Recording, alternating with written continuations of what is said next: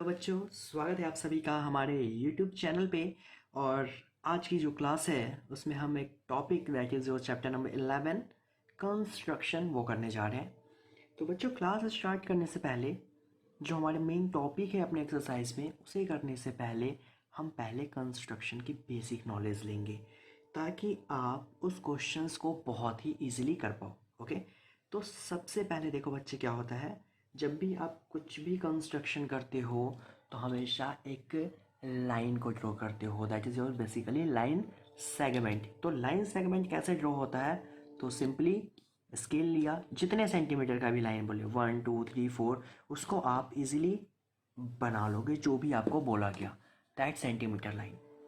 Okay, suppose मुझे बोला गया एक लाइन बनाने को, मैंने ड्रॉ कर लिया जो भी बोले। सपोज उसने बोल दिया आपसे 4 सेंटीमीटर, तो आपने क्या लिया, यहाँ से 0 से स्टार्ट करेंगे और 4 तक मेजर कर देंगे। That is your line segment, basically your line. Okay, तो एक आपने लाइन ड्रॉ किया। और एंगल कैसे फॉर्म होता है? तो जब किसी एक लाइन को कोई दूसरा लाइन इंटरसेक्ट करता है तो यहाँ पे एंगल का फॉर्मेशन होता है। डन, एंगल का फॉर्मेशन होता है। और एक लाइन पे जो एंगल होता है straight angle, that is 180 degree. एक कंप्लीट एंगल होता है ये प्रॉपर एक लाइन पे, that is 360 degree complete angle. तो इस तरीके से कोई भी लाइन अगर इंटरसेक्ट करती है तो वहाँ पे एंगल का फॉर्मेशन होता है किसी एक लाइन के ऊपर। ओके, तो ये तो बिल्कुल सिंपल सी चीज़ थी। बट अब दिया जाता है कि कोई एक लाइन है, उसका ड्रॉ करना है बाइसेक्टर। ठीक है, सपोज मैंने बोला draw a line of 5 centimetre. देखो, तो सबसे पहले आप क्या करेंगे, एक 5 सेंटीमीटर का लाइन ड्रॉ करेंगे कुछ इस तरीके से। ओके, देखो मैंने लाइन ड्रॉ किया दैट इज ऑफ 5 सेंटीमीटर। इसका मैंने नेम मेंशन किया दैट इज और ए एंड बी। अब मैंने बोला इसका परपेंडिकुलर बाइसेक्टर ड्रॉ करो। तो कैसे करोगे? सिंपली इस लाइन के एक पॉइंट पे आपने कंपास को रखना है और पेंसिल बिल्कुल शार्प होनी चाहिए।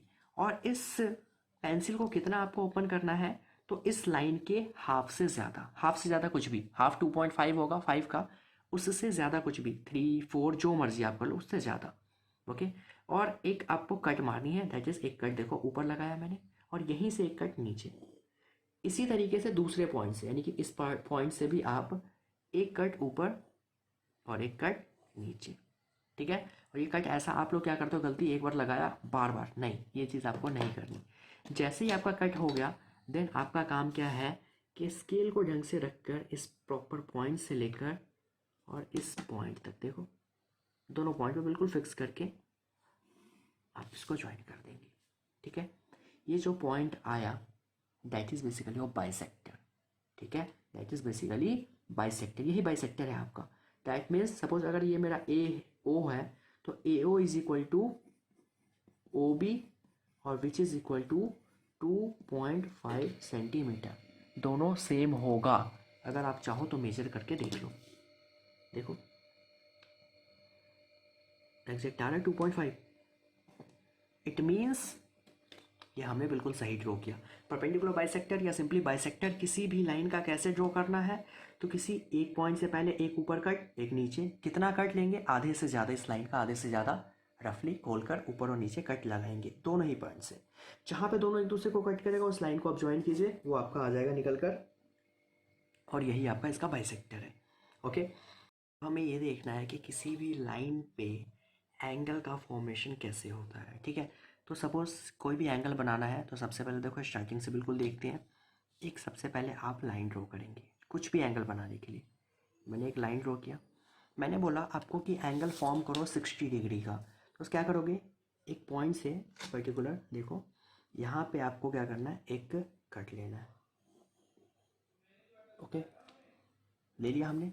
इसके बाद बच्चे इस पॉइंट से देखो जहाँ पे ये लाइन को इंटरसेक्ट किया वहाँ से एक आर्क लगाओ आप। ठीक है, ये जो आर्क लगा ना पहला आर्क, इसी आर्क से आप लाइन को ड्रॉ कर दो पर्टिकुलर जहाँ से ये लाइन आपका स्टार्ट हुआ था। ठीक है, इसको आपने ड्रॉ किया। ये जो एंगल बना that is of 60 degree, 60 degree का एंगल है। ठीक है, अगर मैं बोलूँ बच्चे आपको कि अब आपको एंगल फॉर्म करना है 90 डिग्री का, तो क्या करेंगे, सबसे पहले इसी तरीके से बिल्कुल एक लाइन ड्रॉ करेंगे, बिल्कुल जो भी सेंटीमीटर हो। ओके, इसके बाद आपका काम है कि जहाँ से लाइन स्टार्ट हुआ था उस पॉइंट पे आप अपने कंपास को रखें, फिक्स करें, और उसके बाद आप यहाँ एंगल बनाने की कोशिश करें। ओके, जहाँ पे ये आर्क इस लाइन को कट किया उस पे अपने कंपास को फिक्स करें और एक आर्क लगाएं। ठीक है, जहाँ पे आर्क लगा उस पे आप कंपास को रखें और दूसरा आर्क लगाएं। ठीक है, देन उसी पॉइंट से एक ऊपर आर्क लगाना है, और फिर जो दूसरा आर्क लगा था उस पॉइंट से एक और आर्क आपको लगाने हैं फिक्स करके। देखो, ठीक है, जहाँ पे दोनों आर्क एक दूसरे को कट कर रहा है उस आर्क से इस लाइन के स्टार्टिंग पॉइंट को आपको ज्वाइन करना है। ठीक है, और ये जो बना that angle is your 90 degree. समझ आया, ये 90 बन गया। अगर मैं बोलूँ बच्चे आपको बनाना है 45, ठीक है, तो आप क्या करेंगे, 90 बना हुआ है, ठीक है, अब 90 का हाफ होता है 45, तो 90 का हाफ 45 होता है, तो आप क्या करोगे बच्चे, एक स्ट्राइकिंग पॉइंट 0 यानी कि यहाँ से एक कट आपने लगाया। ठीक है, दूसरा कट आपको कहाँ से लगाना है, 90 और ये आर्क जहाँ पे एक दूसरे को पहले कट किया था, ये देखो 90 वाले आर्क से एक आपको कट लगाना है। डन, और ये जो कट लगाया था आपने 0 से, और ये जो दूसरा कट आपने लगाया 90 से, ये दोनों जहाँ पे एक दूसरे को इंटरसेक्ट कर रहा है उस पॉइंट को आप इसके स्टार्टिंग पॉइंट से ऐड कर देंगे, यानी कि इसको ऐसे लाइन ड्रॉ करेंगे, और ये जो आया दैट इज और 45 डिग्री। ओके, इसी तरीके से ठीक आप अगला कैसे ड्रॉ करेंगे, सपोज आपको मैंने बोल दिया 30, तो देखो 30 किसका हाफ होता है बच्चे, 60 का हाफ होता है ना, 60 आपने ड्रॉ किया था, पहले 60 ड्रॉ करो, उसके बाद क्या करना है, 0 से एक कट और एक कट आपको 60 से। ठीक है, दूसरा कट आप कहाँ से लेंगे, दूसरा कट आप लेंगे इसको देखो 60 से फिक्स करके बिल्कुल पोजीशन। ठीक है, और जैसे ही आपने कट लगाया, जहाँ पे ये कट लगा उसको आप 0 से ज्वाइन कर दो, यानी कि इसे स्टार्टिंग पॉइंट से ज्वाइन कर दो लाइन के, और ये जो मेजर आया दैट इज 30 डिग्री। तो बेसिक आइडिया आपको क्या मिल रहा है कि जो भी लाइन आपको ड्रॉ करनी है, जो भी एंगल आपको ड्रॉ करना है, वो देखो किसका हाफ है, 15 ड्रॉ करना है, 15 इज द हाफ ऑफ 30 ना, दैट इज एक कट 0 और 30 से अपने आप 15 बनेगा, 22.5, एक 0 से एक 45 से कट लगाओ बन जाएगा 22.5। तो इस तरीके से एंगल का फॉर्मेशन करना है। समझ गए, एंगल बनाने आ गया होगा। अब हम अपने क्वेश्चंस की तरफ मूव करते हैं जो कि एक्सरसाइज 11.1 में है, और उसमें कुछ अलग, अभी मैंने आपको सिर्फ बेसिक आइडिया दिया है। ठीक है, तो 11.1 का क्वेश्चन नंबर 1 देखेंगे कि हमें कैसे क्वेश्चंस के साथ डील करना है, क्वेश्चंस में क्या क्या करना है। ओके, तो चलिए पहला क्वेश्चन क्या कहता है वो देखते हैं। देखो क्वेश्चन आपके सामने है, कह रहा है कि draw a line segment of length 7.6 centimetre. Okay, क्या बोला उसने, एक लाइन ड्रॉ करो जो हो 7.6 सेंटीमीटर का। चलो देखते हैं बच्चे, 7.6 सेंटीमीटर का मैं एक जा रहा हूँ लाइन ड्रॉ करने आपके लिए। देखो उसने बोला है 7.6, देखो सबसे पहले 0 से लेकर 7.5 और ये अगला पॉइंट दैट इज 6। ठीक है, इसका मैं नेम मेंशन कर रहा हूँ दैट इज AB। दूसरी बात, आपको स्टेप्स भी ज़रूर लिखने हैं पेपरों में, अगर बोला है steps then you have to write the steps, otherwise marks lose होंगे। ठीक है, तो देखो स्टेप्स कैसे लिखते हैं। सबसे पहले मैंने क्या किया, एक AB लाइन ड्रॉ किया ना, तो लिख दो यहाँ पे एक step, draw a line segment steps of construction. तो सबसे पहला स्टेप आपने क्या किया कि एक लाइन ड्रॉ किया, उस लाइन का नाम है draw a line segment AB of 7 कितना सेंटीमीटर, 7.6 सेंटीमीटर। ओके, मैंने ड्रॉ कर लिया। अब अगला काम क्या है, देखो उसने बोला रेशियो, ये क्वेश्चन फर्स्ट टाइम आप देख रहे हो, divide it in the ratio 5:8। तो देखो आपको इस केस में क्या करना है, जो भी रेशियो हो, 5 और 8 का रेशियो दोनों को प्लस करो, 5 + 8 कितना होता है बच्चे, 13, ये रफ में काम होगा 13।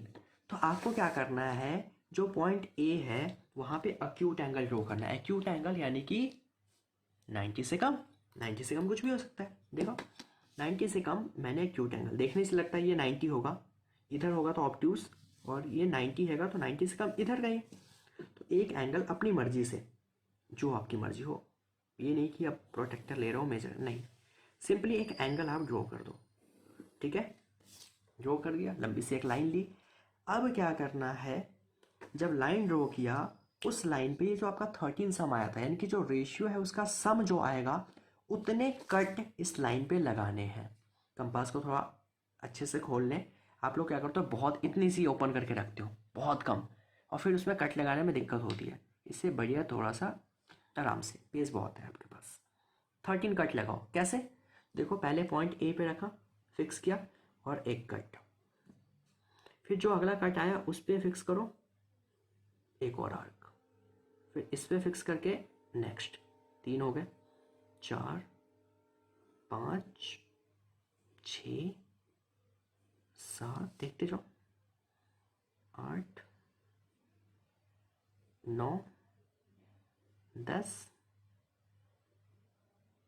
11, यानी कि 11 12 13, 13 कट लग गए, टोटल 13 थे। देख लो, काउंट करो, काउंट क्या करना है यहाँ पे लिख दो बेसिकली, और A1 A2 A3 A4 5 6 7 8 9 10 11 12 13। अगर ये मेरा बी पॉइंट होता तो इसको लिखते B1 B2 B3 B4। Okay, क्या कहा मैंने, सबसे पहले जो लाइन था वो लाइन ड्रॉ किया, सबसे स्टार्टिंग पॉइंट से एक्यूट एंगल ड्रॉ करो, और जितना रेशियो था उन रेशियो का सम करके इतने कट लगाओ। कैसे ये रेशियो डिवाइड होगा वो देखना है। अब आपका काम क्या है, जो सबसे लास्ट वाला पॉइंट है, इस लास्ट पॉइंट से बी को ज्वाइन कर दो। आप देखो जरा, समझे, बहुत ढंग से मैंने ज्वाइन कर दिया। एंड अब आपका काम क्या है, तो देखो सबसे पहले आपने क्या किया, एक लाइन सेगमेंट ड्रॉ किया था, लिख दिया आपने। देन नेक्स्ट पॉइंट आप क्या मेंशन करेंगे, ये पहला स्टेप था। दूसरा स्टेप आपने क्या किया, आपने किया कि लोकेट किया क्या, 13 कहाँ से आया, तो लोकेट ऐसे 13, यानी कि कहाँ से, तो 5 + 8 जो रेशियो था वहाँ से 13, क्या 13 पॉइंट्स। ओके, अब पॉइंट्स का नाम क्या दिया, A1 A2 A3 up to A13। Okay, on on कहाँ, तो ये ए से लेकर इसका नाम दे दो x, तो ऑन AX, इसका नाम दे दो, कुछ भी होगा, ऑन AX। ठीक है, लाइव वाली फीलिंग आ रही है आपको, सच दैट कितना, तो A1 यानी कि डिस्टेंस सारे इक्वल है, आपने देखा था इक्वल आर्क्स लगाए थे हमने, is equal to A2 up to कहाँ तक, इज इक्वल टू A13, ये सारे के सारे इक्वल्स भी हैं।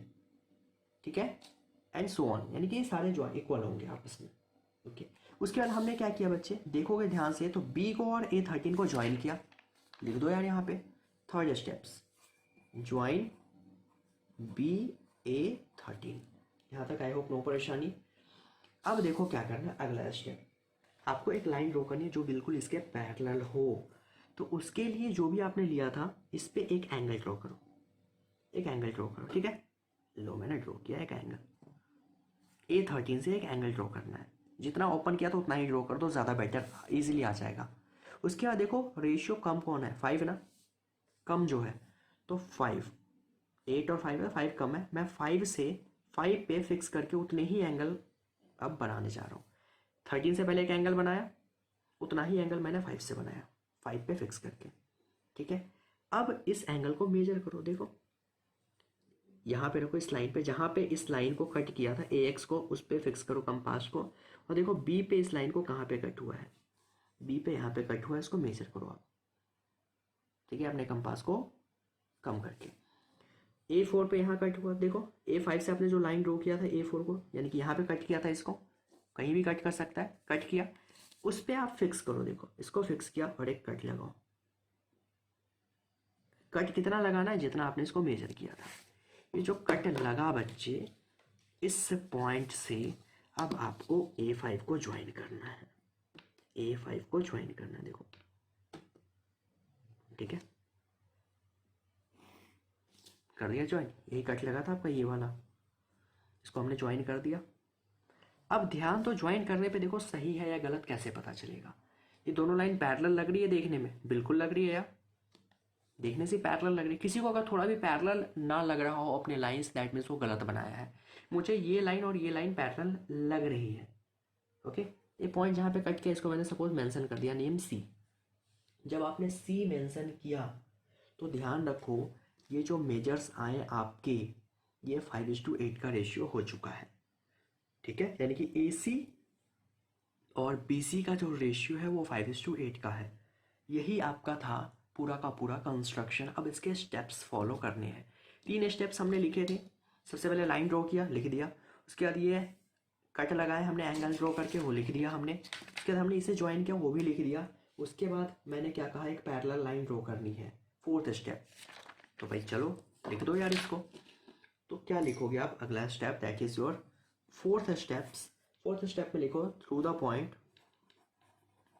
Through the point. कौन सा पॉइंट, तो पॉइंट है आपका A5 जो कम था, यानी कि तो पॉइंट A5। ओके,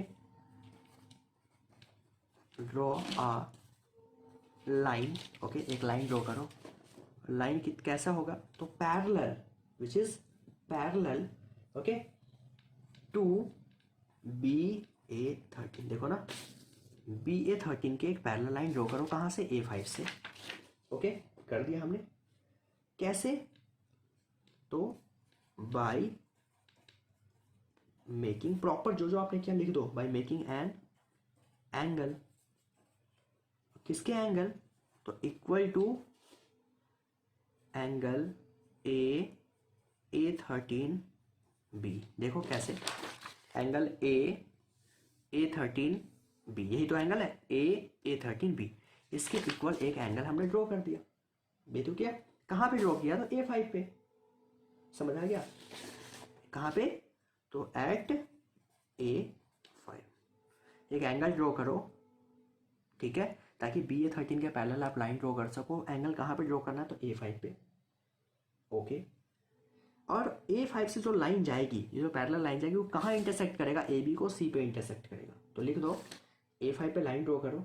ठीक है, वो लाइन इंटरसेक्ट करा, यानी कि इंटरसेक्टिंग AB एट C।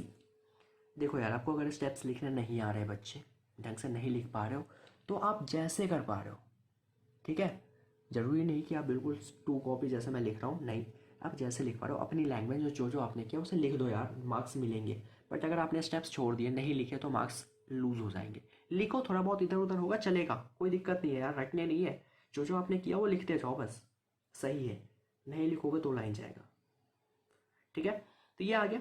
जब इतना आ गया तो आप क्या लिखोगे इसके आगे, तो इसके आगे अगला स्टेप ये होगा, दैट इज जो 5th स्टेप इसी में, यानी कि C इज द पॉइंट। ठीक है, डिवाइडिंग द लाइन सेगमेंट, यानी कि C वही पॉइंट है जो line segment AB of 7.6 centimetre उसको डिवाइड करेगा इन रिक्वायर्ड रेशियो 5:8। यानी कि C वही पॉइंट है जो AB को डिवाइड करेगा। AB कितना था, 7.6 सेंटीमीटर, उसको डिवाइड करेगा 5:8 ही रेशियो में। ठीक है, और देखो इसका रेशियो आएगा कितना, इसको मेजर करके देखो, तो अप्रोक्स आ रहा है 2.9, ये आ रहा है 2.9 अप्रोक्स, और ये आ रहा है 4.7 के अप्रोक्स। ठीक है, इट मीन्स AC आ रहा है मेरा अप्रोक्स 2.9 और मेरा CB आ रहा है अप्रोक्स 4.7। देखो दोनों को प्लस करो, हो तो रहा है 7.6। इट मीन्स जो आया उसका सम 7.6 है, तो आपका सही है। थोड़ा सा ऊपर नीचे हो जाता है, बिल्कुल एक स्लाइट डिफरेंस, तो उसके लिए कोई दिक्कत नहीं है। ठीक है, तो अप्रोक्स आ रही है, तो दैट मीन्स मेरा सही है। बट क्वेश्चन ने बोला था give the justification of the construction. Question की डिमांड थी जस्टिफिकेशन भी देनी है, तो अब आप जस्टिफिकेशन कैसे देंगे, वो वाली बात। ठीक है ना, तो देखो अब मैं देने जा रहा हूँ इसका जस्टिफिकेशन। यहीं पे लिख रहा हूँ मैं, जस्टिफिकेशन। जो बोला है वो देना पड़ेगा, पेपर में नहीं आएगा जस्टिफिकेशन लिखने को, जहाँ तक मुझे पता है। ठीक है, तो जस्टिफिकेशन कैसे देना है, तो सबसे पहले लिख दो the construction can be justified. कैसे जस्टिफाइड होगा, तो can be justified by proving. अगर हमने प्रूव कर दिया कि, क्या प्रूव किया, तो A C upon C B, इसका रेशियो कितना है 5:8, A C upon C B is equal to 5/8। ये प्रूफ अगर कर दिया तो जस्टिफाई हो गया। ठीक है, तो देखो बच्चे, बाय कंस्ट्रक्शन, कंस्ट्रक्शन से हमने क्या देखा, हमने देखा, ध्यान दोगे अगर तो वी हैव, ध्यान दो क्या है, तो A5C is parallel to BA13 है, ऐसा क्या है, A5C is parallel to BA13, parallel है, हमने अभी किया था कंस्ट्रक्शन। तो याद करो, by basic proportionality theorem, BPT theorem. BPT theorem क्या कहता है, कि दो लाइन पैरेलल है तो वो सेम रेशियो में डिवाइड करता है। ठीक है, तो by basic proportionality theorem for triangle, triangle कौन है, तो ट्रायंगल का नाम है A13B। यकीन नहीं तो देख लो, ट्रायंगल है A, ठीक है, A13 और B। इस ट्रायंगल में अगर कोई लाइन तीसरे साइड के पैरेलल है तो इसको सेम रेशियो में डिवाइड करता है, याद है। It means AC upon CB is equal to, AC upon CB is equal to A5 upon में A5 A13 होता था। याद करो, कोई ट्रायंगल होता था, सेम रेशियो में डिवाइड करता था, that means this upon this, this upon this. अगर ये इसके पैरेलल है, वही है, पैरेलल है, तो AC upon CB is equal to A5 upon में A5 इंटू A13, ऐसा A5 अपॉन में A5 A13 और AC अपॉन CB। ठीक है, इतना हमने कर लिया। This is my first equation.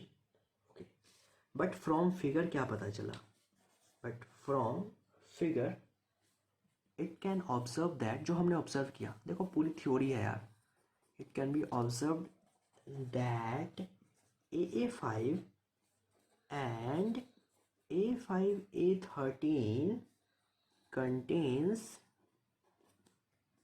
5 and 8 equal parts, है या नहीं है, इक्वल पार्ट्स। देखो जरा, A5 5 इक्वल पार्ट्स है या नहीं, 1 2 3 4 5, और A5 से A18 कितने पार्ट्स है, 1 2 3 4 5 6 7 8, इनके सारे के सारे इक्वल पार्ट्स थे। यानी कि AA5 अपॉन में A13 इज इक्वल टू 5/8। ये कहाँ से, फिगर से है।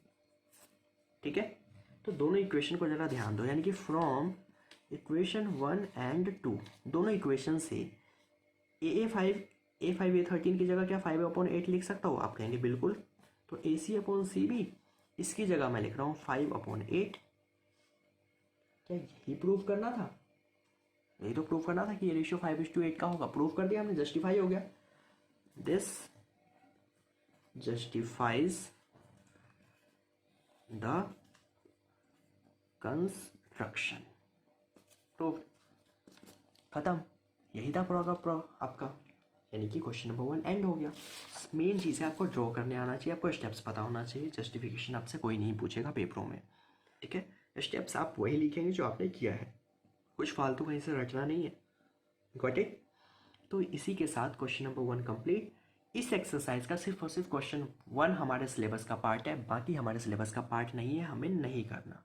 ठीक है, तो अब अपनी अगली वीडियो में अगले एक्सरसाइज के क्वेश्चंस के साथ मिलेंगे, क्योंकि वो इम्पॉर्टेंट एक्सरसाइज है, वो आपको ज़रूर करना है, बिकॉज वही पेपरों में सबसे ज़्यादा चांसेस आएंगे और 100% आएंगे। डन, चाहे वो बेसिक हो या स्टैंडर्ड हो। तो मिलते हैं अपनी अगली वीडियो में, जहां हम एक्सरसाइज 11.2 के कॉन्सेप्ट और क्वेश्चंस देखेंगे। Thank you so much for watching this.